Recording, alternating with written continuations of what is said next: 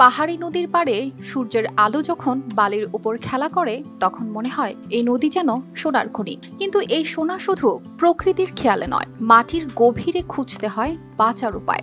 আফগানিস্তানের তরুণরা আজ সোনা খুঁজছে তাদের পরিবারের মুখে হাসি ফোটানোর জন্য। যুদ্ধ বিধ্বস্ত দেশ, অর্থনীতির মন্দা আর কাজের অভাবে হাজার হাজার তরুণ যখন দেশ ছেড়ে যাচ্ছে, তখন কুনারের নদী তীরে কিছু তরুণ রয়ে গেছে। তাদের গল্পটা একটু অন্যরকম। দেশ ছাড়ছে না, বরং দেশের মাটিতেই খুঁজছে সোনার টুকরো।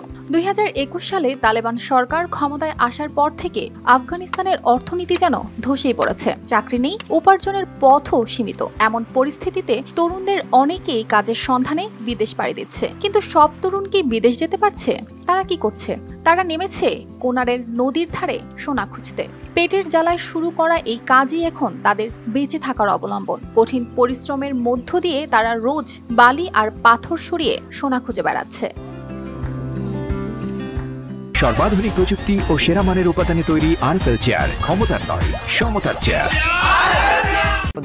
এক তরুণ খনি শ্রমিক জানিয়েছেন, তাদের অনেক বন্ধু বিদেশে জীবনের ঝুঁকি নিয়ে পাড়ি দিয়েছে, কিন্তু যারা থেকে গেছে তারা দেশের মাটিতেই কিছু করার চেষ্টা করছে। কোনারের এই সোনার খনি খুঁজতে আসা তরুণদের গল্প যেন সাহসের আর বাস্তবতার প্রতিচ্ছবি। আব্দুল্লাহ ও তার এক বন্ধু মিলে প্রতিদিন সোনা সংগ্রহ করে, যা প্রতি শুক্রবার বিক্রি করে তারা প্রায় 1200 রুপি অর্থাৎ প্রায় $16 উপার্জন করে। তাদের প্রতিদিনের গড় আয় হয় প্রায় 150 রুপি, যা দিয়ে তারা নিজেদের বাড়ির খরচ সামলাচ্ছেন। একে তো দেশের অর্থনীতির খারাপ অবস্থা, তার উপর চাকরির অভাব। এসব সমস্যা থেকে মুক্তির উপায় হিসেবে তারা বেছে নিয়েছে এই কাজকে।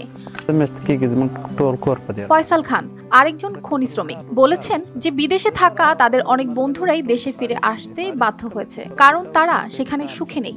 এই তরুণদের হাতে নেই চাকরির সুযোগ, নেই বিদেশ যাওয়ার ভিসা, কিন্তু আছে ইচ্ছা শক্তি, আছে সংগ্রামের মনোভাব। আর এই সংগ্রামই তাদের নিয়ে গেছে কোনারের নদীর ধারে, যেখানে প্রতিদিন রোদে পুড়ে বালির ভেতর থেকে বের করে আনছে সোনা, নতুন স্বপ্নের সূচনা।